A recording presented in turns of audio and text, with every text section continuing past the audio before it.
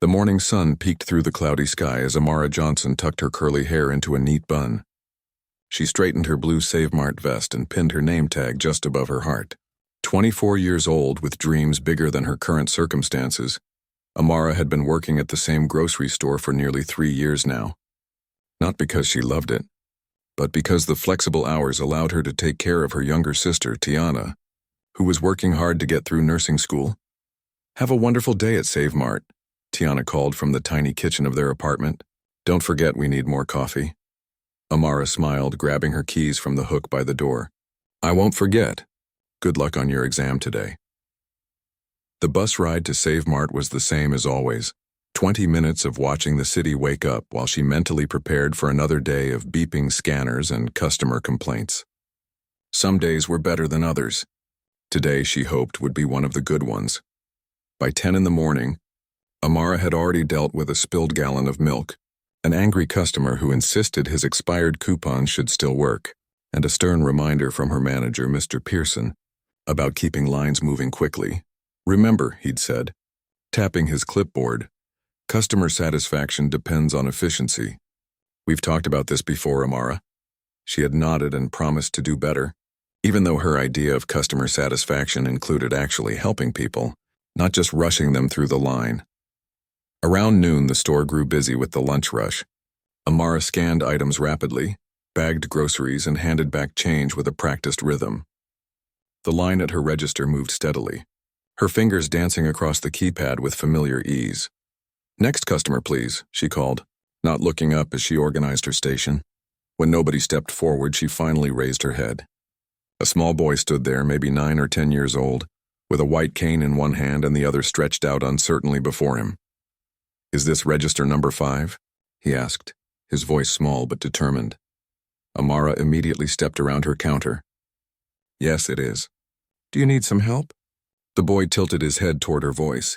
His eyes, a cloudy blue, didn't focus on her face but seemed to look somewhere past her shoulder. "My mom dropped me off at the entrance. She said she'll park the car and come in. I just need to buy milk." Something protective stirred in Amara's chest. This child, navigating a busy store alone, showed more courage than many adults she knew. "I'd be happy to help you find the milk," she said, noticing Mr. Pearson watching from the end of the aisle. She hesitated, glancing at her growing line of customers. "Just give me 1 second." She quickly turned on her checkout light, signaling that her lane would temporarily close. "I'll be right back, folks. Register 3 is open with no line." A few customers grumbled as they moved to other lanes, but Amara had already turned her attention back to the boy. "Can I touch your arm to guide you?" He nodded, and she gently placed her hand under his elbow. "What's your name?" she asked as they walked slowly toward the dairy section. "Tommy," he replied. "Tommy West. Nice to meet you, Tommy. I'm Amara. So what kind of milk are you looking for? Whole milk? 2%? Tommy's forehead wrinkled in concentration. "Mom usually gets the blue one. I think that's whole milk." "That's right," Amara said, impressed. "The blue cap is whole milk." "You're pretty smart." A small smile appeared on Tommy's face. "I remember things by colors sometimes, even though I can't see them anymore. I wasn't always blind. I still remember what blue looks like." Amara felt her heart squeeze. "That's a wonderful way to remember. Here we are at the dairy case now." She guided his hand to the cold door handle. "Do you want a gallon or a smaller size?" "Just a small one. Mom said I could carry it myself." Amara opened the door, feeling the rush of cold air. She took a quart of whole milk and placed it in Tommy's free hand. "How's this size? Not too heavy?" Tommy tested the weight. "This is perfect." They made their way back to Register 5, moving slowly through the store. Amara patiently described their surroundings, warning about displays and other shoppers so Tommy could navigate with confidence. Back at her register, Amara reopened her lane despite seeing Mr. Pearson's disapproving glance from across the store. A line had already formed again. "Okay, Tommy," she said, scanning the milk. "That'll be $2.29. Tommy reached into his pocket and pulled out a handful of coins and crumpled bills. His face clouded with uncertainty. "I'm not sure. I can't tell which is which," he admitted quietly. Behind him, a woman in business attire checked her watch dramatically. "Some of us have meetings to get back to," she muttered, loud enough for everyone to hear. Amara ignored her. "No problem at all, Tommy. Let's figure this out together." She leaned forward, speaking in a normal, respectful tone, never baby talk, as she guided Tommy through identifying his money. The bills feel different depending on their value. See how this one is different from this one? And the coins have different sizes and edges. The quarter has ridges on the edge, right? Tommy asked, his fingers expertly feeling the coin's perimeter. Exactly right. You're really good at this. The businesswoman behind him sighed loudly. This is ridiculous. Can you open another register? Ma'am, I'll be with you shortly, Amara replied firmly, continuing to help Tommy count out the correct amount. I think I have enough, Tommy said, handing over what he hoped was $3. Amara counted it carefully. Perfect. You've given me exactly $3. So your change is 71 cents. She placed the coins in his palm one by one, naming each as she did. Here's a quarter, 2 dimes, and a penny. Tommy carefully placed the change in his pocket. Thank you for helping me. You're very welcome. Would you like me to put the milk in a bag? Yes, please. That would make it easier to carry. Amara bagged the milk and handed it to Tommy. Would you like me to help you wait for your mom? Before Tommy could answer, the businesswoman interrupted. Excuse me. I've been waiting for 10 minutes now. This is unacceptable. Mr. Pearson appeared at the end of the register, his face tight with displeasure. Is there a problem here? The woman turned to him. Yes, there is. I've been waiting forever while your cashier is doing who knows what. Tommy's face fell, clearly distressed by the conflict he was causing. Amara touched his shoulder gently. Don't worry about it, she whispered. You're not doing anything wrong. To Mr. Pearson, she said, I was just helping this young customer complete his purchase. He's waiting for his mother. Mr. Pearson looked at Tommy, then at the line, then back at Amara. His expression softened slightly toward the boy, but remained stern toward Amara. I see. Well, I can take him to the front to wait for his mother. You need to attend to the other customers. Tommy shook his head. No, thank you. I can find my way to the front. The doors make that whooshing sound when they open. Amara couldn't help but smile at his independence. Are you sure? I'm sure. Thank you for helping me, Miss Amara. Anytime. Tommy. It was nice meeting you. As Tommy carefully made his way toward the front of the store, Amara turned back to her register, aware of Mr. Pearson's lingering presence and the irritated customers waiting in line. I apologize for the wait, she said to the businesswoman, who practically threw her items onto the conveyor belt. You should be. Some of us have important jobs to get back to, the woman snapped. Amara scanned her items quickly, maintaining her composure. I understand. Your total is $34.16, as the woman paid and left. Amara continued helping the remaining customers, working efficiently but still making eye contact and offering a genuine thank you to each person. Through the large front windows, she could see Tommy standing patiently near the entrance, his milk in one hand and his cane in the other. A few minutes later, a harried-looking woman rushed into the store and embraced Tommy. Amara smiled, watching their reunion. The mother checked the milk, said something that made Tommy point toward Amara's register, and then waved gratefully in her direction. Amara waved back, a warm feeling spreading through her chest.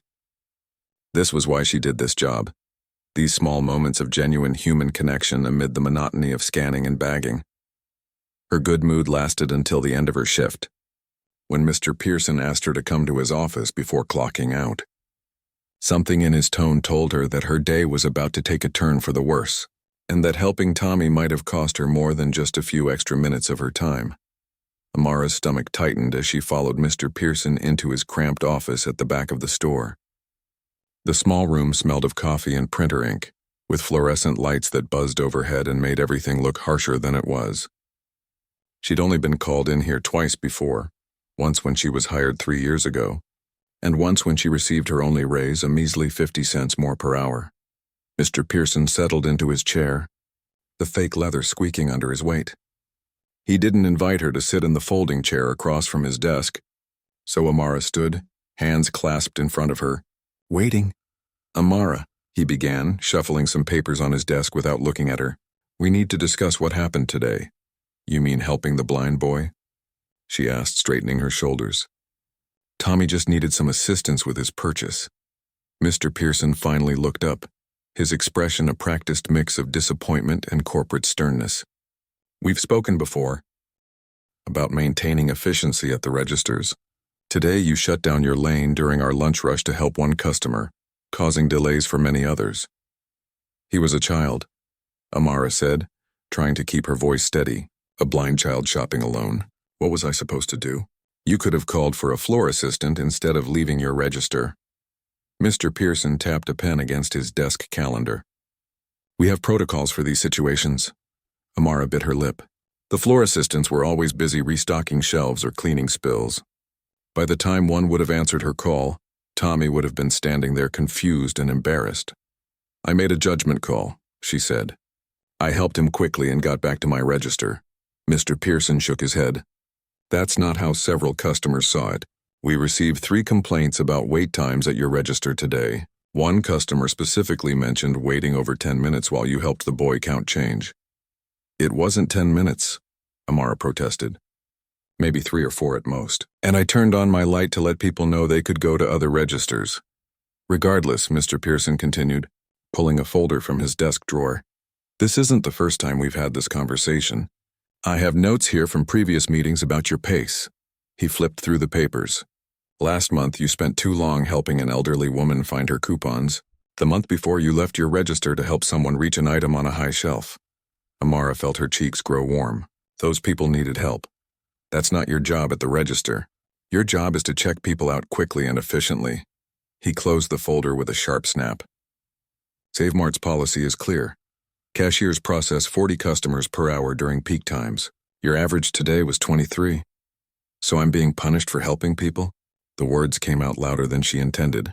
Mr. Pearson's expression hardened. You're being held accountable for not meeting the standards of your position, standards you agreed to when you were hired. He pulled out a different form, and Amara's heart sank when she recognized the pink color of the paper. I'm afraid I have to let you go, effective immediately. The words hung in the air like a bad smell. Amara stared at him, sure she had misheard. You're firing me? For helping a blind child?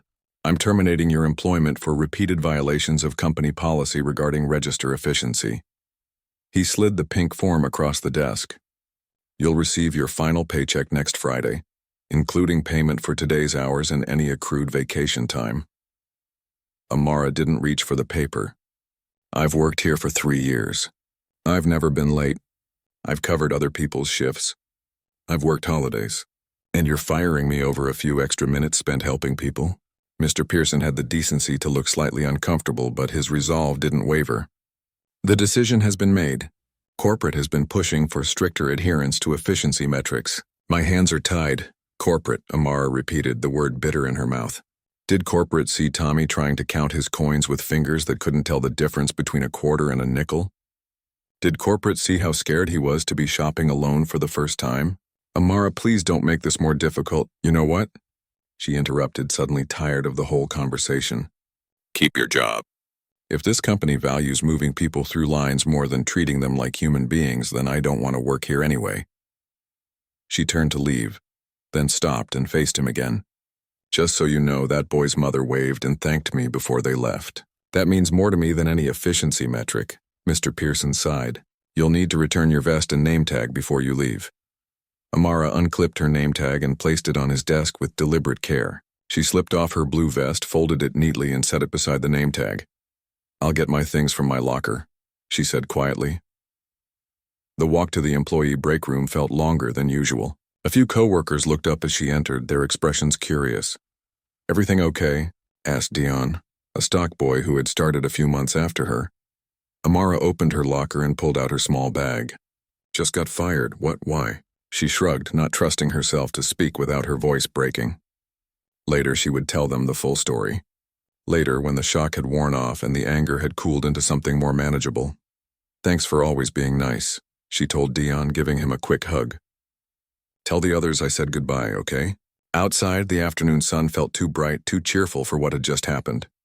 Amara stood in the parking lot, her bag clutched to her chest, reality slowly sinking in. She had no job, no income. No way to pay next month's rent or help with Tiana's tuition installment. A lump formed in her throat as she walked to the bus stop. What would she tell her sister? Tiana was counting on her, had put her trust in Amara's promise that they would make it work somehow, that Tiana could focus on school while Amara handled the bills. The bus was nearly empty this time of day. Amara slid into a seat near the back and finally let the tears come. They rolled down her cheeks silently at first, then turned into quiet sobs that she muffled with her hand. An older woman sitting across the aisle glanced at her with concern but didn't intrude on her grief. By the time the bus reached her stop, Amara had cried herself out. Her eyes felt puffy and her nose was stuffed up, but the initial shock had faded into a dull ache. Now she needed to think practically. She had about $800 in savings, enough for rent but not much else. She would need to find another job immediately. The walk from the bus stop to her apartment building took 5 minutes. Usually she enjoyed this part of her day, greeting neighbors and feeling the satisfaction of coming home after honest work. Today, each step felt heavy with worry. Mrs. Chen from apartment 3B was watering the small patch of flowers she had planted by the building entrance. She waved when she saw Amara. "Home early today?" she called out. Amara forced a smile. "Yes, change of schedule." She couldn't bring herself to share the truth, not yet. She climbed the 3 flights of stairs to their apartment, fumbling with her keys at the door. The apartment was empty, of course. Tiana wouldn't be home for hours. She had classes until 5 and then a study group at the library. For once, Amara was grateful for her sister's busy schedule. It gave her time to process everything and figure out what to say. She dropped her bag on the kitchen counter and went straight to the bathroom to splash cold water on her face. In the mirror, her reflection looked tired beyond her 24 years. Dark circles shadowed her eyes, and her normally neat hair had escaped its bun in rebellious curls around her face. "It's going to be okay," she told her reflection, not believing it for a second. Back in the kitchen, she pulled out her laptop, a refurbished model they had splurged on last Christmas, and opened a job search website. Cashier positions, retail work, food service, anything that might hire quickly and pay at least minimum wage. After an hour of searching and submitting online applications, Amara's eyes burned from staring at the screen. She had applied to 12 jobs, most paying less than what she'd made at SaveMart. The knot in her stomach tightened. Even if she got calls back right away, it would take time to get hired, trained, and receive her first paycheck. Her phone buzzed with a text from Tiana. "Aced my exam." Celebrating with study group. "Home by 7, love you." Amara stared at the message, her sister's excitement a sharp contrast to her own despair. She typed back, "So proud of you. See you at 7. She couldn't tell Tiana by text. This was news that needed to be delivered in person, with a plan already forming so her sister wouldn't worry too much. Closing her laptop, Amara moved to the couch and curled up with the throw blanket their mother had crocheted years ago. She allowed herself 5 more minutes of self-pity before she would get up and start making dinner. 5 minutes to feel the unfairness of it all before she put on a brave face for her sister. Outside her window, the sun was starting to lower in the sky, casting long shadows across their small living room. Tomorrow would be the first day in 3 years that she wouldn't put on that blue vest and go to work. The thought was both terrifying and strangely freeing. "One day at a time," she whispered to herself, a phrase their mother used to say whenever life got overwhelming. Just take it one day at a time. Little did Amara know that across town, something was already happening that would change the course of her life by this time tomorrow. While Amara was submitting job applications in her apartment, across town, a woman named Bridget Miller was scrolling through her social media feed during her lunch break. Bridget, a middle-aged accountant with thick glasses and a fondness for cat videos, paused when she saw a post shared by one of her friends. The post contained a short video with the caption, "Watch how this cashier gets treated for helping a blind child. This is what's wrong with corporate America today. Share if you agree." Curious, Bridget clicked play. The slightly shaky footage showed a young black woman at a grocery store register, patiently helping a small boy with a white cane count his money. The person filming was standing in line, capturing how the cashier gently explained the different coins to the child, ignoring the obvious annoyance of other customers waiting behind him. "This is a quarter." The cashier's voice was clear in the video. "Feel the ridges around the edge? That's how you can tell it apart from the others." Yes, told Amara this was Dr. West even before their gazes met across the room. Dr. West spotted her and walked directly to Amara's table, hand extended. "Amara, I'm Eleanor West. Thank you for meeting me." Amara stood to shake her hand. "Nice to meet you properly, Dr. West. Please call me Eleanor." She settled into the chair across from Amara. "Have you ordered?" Let me get something, and then we can talk. A few minutes later, Eleanor returned with a large latte and a plate with 2 muffins. She placed one in front of Amara. I hope you like blueberry. These are the best in town. Thank you, Amara said, though she wasn't sure she could eat with the knot of anxiety in her stomach. How's Tommy doing? Eleanor's face softened at the mention of her son. He's wonderful. He was so proud of himself for completing his first solo shopping trip. She paused. When he got home, he told me all about the nice lady who helped him count his money. He said you didn't make him feel different or rushed. Amara looked down at her coffee. He was very brave to shop alone. I just treated him the way anyone should be treated. But that's just it. Most people don't, Eleanor said firmly. Most people either ignore children like Tommy or treat them with pity. You showed him respect and helped him maintain his dignity, while still giving him the assistance he needed. That matters enormously, especially to a child learning to navigate the world with a disability. Amara didn't know what to say. She hadn't thought of her actions as anything special. I need to ask, Eleanor continued. Has SaveMart contacted you since yesterday? Since the video went viral? Amara shook her head. No, I haven't heard anything from them. I thought as much. Eleanor's mouth tightened in disapproval. I called their corporate office this morning. The representative I spoke with claimed they were looking into the situation, but wouldn't commit to any specific action. It doesn't matter, Amara said, though it did. I'll find another job. Eleanor studied her for a moment. Tell me about yourself, Amara. Not the version from the internet, the real you. The unexpected question caught Amara off guard. What do you want to know? Whatever you think is important. Your background, your education, your dreams. Why were you working at SaveMart? Amara wrapped her hands around her coffee mug, drawing comfort from its warmth. I'm 24. I live with my younger sister, Tiana. She's in nursing school, really smart, gets better grades than I ever did. Pride colored her voice when she spoke of her sister. Our parents died in a car accident 2 years ago. Since then, I've been taking care of things, the bills, the apartment, making sure Tiana can focus on school. I'm so sorry about your parents, Eleanor said softly. Amara nodded her thanks. I was in community college when it happened, studying healthcare administration. I had to drop out to work full-time. She shrugged. SaveMart had flexible hours and it was close to our apartment. The pay wasn't great, but it was enough to keep us going. Healthcare administration? Eleanor's eyebrows rose. That's quite a coincidence. How so? I work at Central City Children's Hospital. I'm the head of pediatric surgery there, but I also sit on several administrative boards. She took a sip of her latte. What drew you to that field? Amara felt a flicker of her old enthusiasm. I like the idea of making systems work better for people. Hospitals are important, but they can be confusing and intimidating, especially for patients. I wanted to help change that, to make the experience smoother for everyone. Eleanor nodded, a thoughtful expression on her face.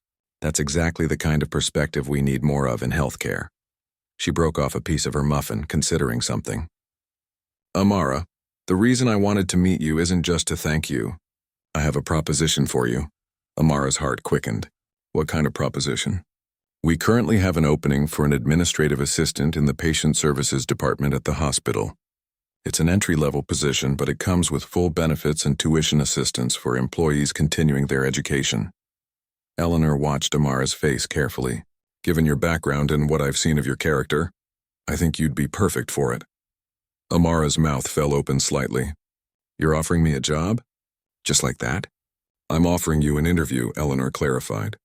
I have significant input in the hiring process, but you would still need to meet with the department director and go through the formal procedures. But yes, essentially I'm recommending you for the position. I don't know what to say. Amara felt lightheaded. This couldn't be real. You don't need to say anything right now. Take some time to think about it. Eleanor pulled out a business card and slid it across the table. The position pays more than retail work, but I won't pretend it's a fortune. The real value is in the experience and the educational opportunities. Amara picked up the card, running her thumb over the embossed hospital logo. Why are you doing this for me? Eleanor considered the question seriously. Partly because of how you treated my son. That video showed me your character in a way no resume or interview ever could. But also because I recognize talent and compassion when I see it. Those qualities are rarer than you might think, especially in healthcare. She leaned forward slightly. I also know what it's like to put your dreams on hold for family. I raised Tommy alone after his father died when Tommy was just 3. I had to juggle medical school with being a single mother. It wasn't easy, but people helped me along the way. Mentors who saw my potential and gave me opportunities I might not have had otherwise. I believe in paying that forward. Amara felt tears prick at the corners of her eyes. She blinked them back, not wanting to cry in the middle of the cafe. I would be very interested in interviewing for the position. Excellent. Eleanor smiled warmly. How about tomorrow morning at 9? I'll email you the details and let the director know to expect you. They exchanged contact information, and Eleanor asked questions about Amara's experience and skills. By the time they finished their coffee, Amara felt a hope she hadn't experienced in years, not just for immediate relief from their financial worries, but for a real step toward the future she had once imagined for herself. As they stood to leave, Eleanor paused. One more thing, Tommy has been asking about you. He was very impressed that you knew about the ridges on quarters. Her eyes crinkled with affection. Would you be willing to meet him again sometime? Perhaps for ice cream? He'd love to properly thank the person who made his first solo shopping trip a success. I'd like that very much, Amara said, meaning it completely. Outside the cafe, they shook hands again. Eleanor's grip was firm and reassuring. I'll see you tomorrow, Amara. And regardless of how the interview goes, thank you again for what you did for Tommy. You showed him, and everyone watching that video, what true kindness looks like. As Amara walked home, her steps were lighter than they had been in days. The future that had seemed so bleak yesterday now held possibilities she hadn't dared to imagine. She couldn't wait to tell Tiana the news. Her phone buzzed again. Another notification about the video, now approaching 1 million views. Amara shook her head in wonder. Who could have guessed that a simple act of kindness, something she would have done any day without thinking twice, would lead to this unexpected turning point in her life? She remembered something her mother used to say. Kindness always circles back to you in ways you never expect. For the first time since losing her parents, Amara felt like maybe her mother had been right all along. 6 months later, Amara walked through the gleaming hallway of Central City Children's Hospital's administrative wing, a stack of folders tucked under her arm. Sunlight streamed through the large windows, catching on her new name badge. Amara Johnson, assistant to the Director of Patient Services. She nodded to the receptionist as she passed the front desk. Morning, Patty. Beautiful day, isn't it? Sure is. Those quarterly reports ready for Dr. Huang? Just finished them last night, Amara replied, patting the folders. Going to drop them off now. So much had changed in half a year. The nervous young woman who had sat across from Dr. Eleanor West in that cafe was now a confident hospital employee with a steady paycheck, health insurance, and most importantly, a future that felt wide open with possibility. The interview Eleanor had arranged had gone better than Amara could have hoped. Dr. Huang, the Director of Patient Services, had been impressed by her passion for improving healthcare experiences, even without a completed degree. Her 3 years of customer service experience had actually been a strong selling point. As Dr. Huang had said, hospitals need more people who understand what it's like to be on the front lines with the public. She had started the following week, diving into the complex world of hospital administration with enthusiasm and determination. The learning curve had been steep, but Amara thrived on the challenge. For the first time since her parents' accident, she was doing work that felt meaningful and connected to her goals. Amara knocked on Dr. Huang's door and entered when she heard his friendly, "Come in." "The quarterly reports you requested," she said, placing the folders on his desk. "I've highlighted the areas where patient satisfaction increased after we implemented the new check-in system." Dr. Huang, a thoughtful man in his 50s with salt and pepper hair, nodded appreciatively. "Excellent work, Amara. I was just about to call you, actually." "Do you have a minute?" "Of course." She sat in the CO, hair across from his desk, curious. "I've been reviewing the proposal you submitted last month, the one about creating video guides for families of children with special needs." Amara straightened in her seat. The proposal had been her own initiative, inspired by conversations with families in the waiting room, who often felt overwhelmed by the healthcare system. "The board reviewed it yesterday," Dr. Huang continued, and I'm pleased to tell you they've approved funding for a pilot program. They were particularly impressed by your research on how visual guides can reduce anxiety and improve treatment compliance. A warm feeling of accomplishment spread through Amara's chest. That's wonderful news. When can we start? Next month. Eleanor Dr. West has volunteered her department to be the first to create these guides. He smiled knowingly. She mentioned, you might be the perfect person to coordinate the project, given that it was your idea. I'd be honored, Amara said, already mentally planning how to approach the project. There's one more thing, Dr. Huang added, his expression more serious. The tuition assistance program you applied for? Your application has been approved.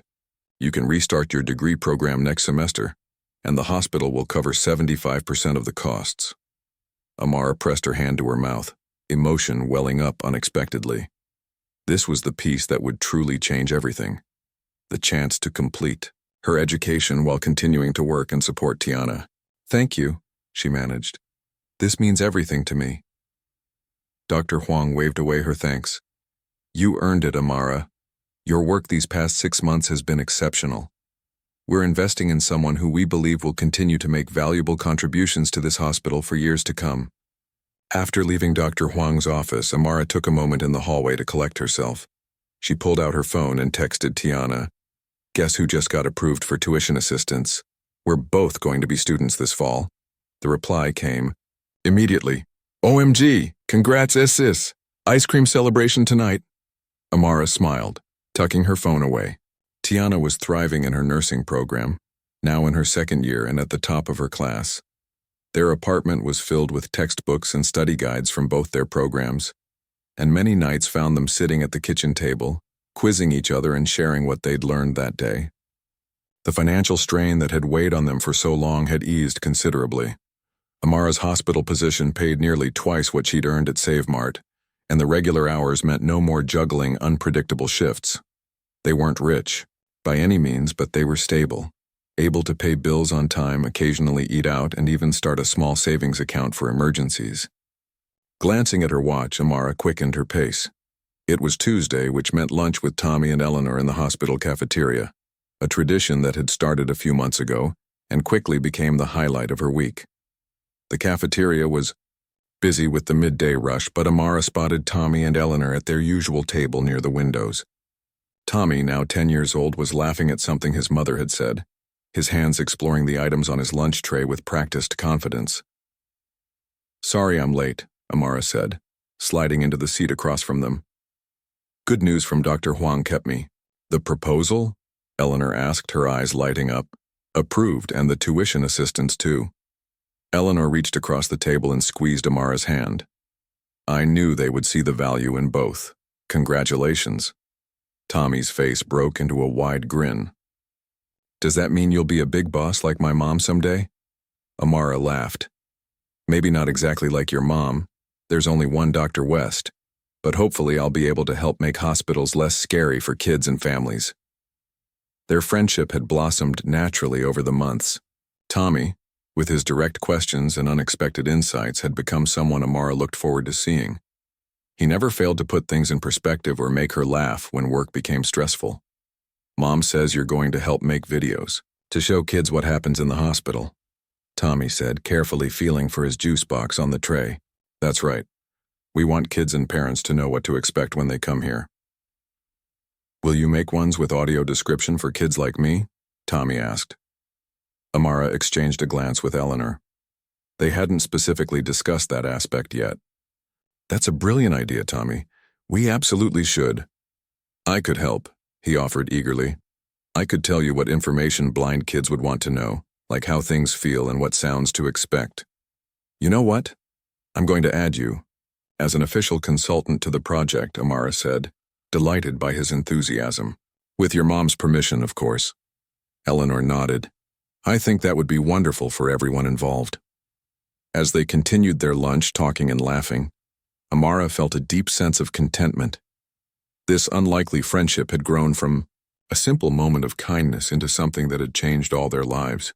Later that afternoon, Amara was asked to speak to a group of new hospital employees as part of their orientation. It was something she did regularly now, sharing her perspective on patient-centered care with fresh-faced nurses, technicians, and administrative staff. Standing before the group in a conference room, she took a deep breath and smiled. "Good afternoon, everyone. My name is Amara Johnson, and I work in patient services. But my journey to this hospital began in an unexpected place, at a grocery store checkout counter." She told them the story of meeting Tommy, of being fired, and of the video that had connected her with Eleanor. She spoke about how a small act of kindness had opened a door she never expected. "The lesson I learned," she concluded, "is that it's always worth taking the extra minute to see people as individuals with unique needs. In healthcare especially, we have countless opportunities every day to make a difference in someone's experience, to make them feel seen, heard, and respected.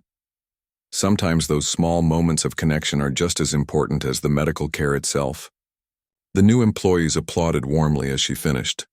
A young man raised his hand. "Did anything ever happen with the grocery store? After the video went viral?" Amara smiled. "SaveMart did eventually issue a public apology and offered me my job back, but by then I was already working here. I understand they've since revised their policies about assisting customers with disabilities, which is a positive change." What she didn't mention was the private satisfaction she'd felt seeing the company scramble to repair their public image after the backlash. Justice had come in its own way, without her having to seek it. After the orientation, Amara walked through the colorful pediatric ward on her way back to her office. Children's artwork lined the walls, and the sound of a therapy dog's tags jingling echoed down the corridor. A nurse waved to her from a patient's room, and several parents nodded in recognition as she passed. This place, these people, had become her community. The path that had brought her here was unexpected, but she wouldn't change a moment of it. Sometimes losing what you thought you needed made room for something better than you could have imagined. As she sat down at her desk, Amara opened her laptop to begin work on her first college assignment in over 2 years. On her bulletin board hung a small card Tommy had made for her with the words "Thank you" written in his careful, large handwriting. Next to it was her hospital ID and a photo of her and Tiana at a recent community fundraiser. Life had a funny way of coming full circle. One small moment of kindness at a checkout counter had led to all of this: a career with purpose, education within reach, and friendships that nourished her soul. Sometimes, Amara reflected as she began to type, the best new beginnings came disguised as endings.